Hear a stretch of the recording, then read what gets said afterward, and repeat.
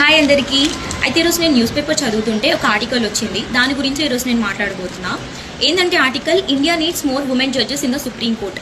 Do you know, అన్ని ప్రొఫెషన్లో women ratio చాలా మంచిగా ఉంటుంది, like doctors, engineerings and IAS, IPS.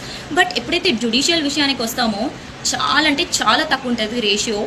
Don't know ఎందుకు ఉంటుందో తెలీదు.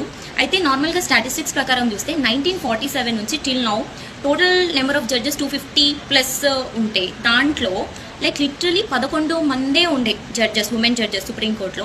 అండ్ ఇప్పుడు విషయానికి వస్తే 34 జడ్జెస్లో లిటరలీ 3 మెంబర్సే ఉన్నారు.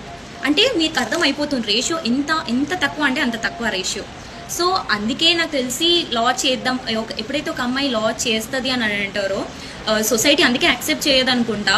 ఇవన్నీ రీజన్స్ ఉన్నాయి లోపల. అండ్ ఇంకోటి, ఇన్ మై పర్స్పెక్టివ్, ఒకవేళ ఉమెన్ సుప్రీంకోర్టులో ఉంటే తన పర్సనల్ అండ్ ప్రొఫెషనల్ ఎక్స్పీరియన్స్తోని ఇంకా మంచిగా ఇంక్లూజివ్ అండ్ బ్యాలెన్స్డ్ వేలో జ్యుడిషియల్ సిస్టమ్ అనేది నడిపించవచ్చు అనేది నా ఒపీనియన్. సో ఈ ఆర్టికల్లో కూడా అదే చెప్పారు, లైక్ ఇంకా రిప్రజెంటేషన్ పెరగాలి ఉమెన్ది.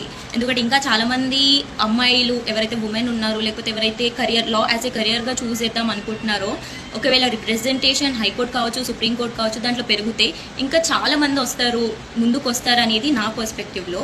సో మీరేమనుకుంటున్నారు?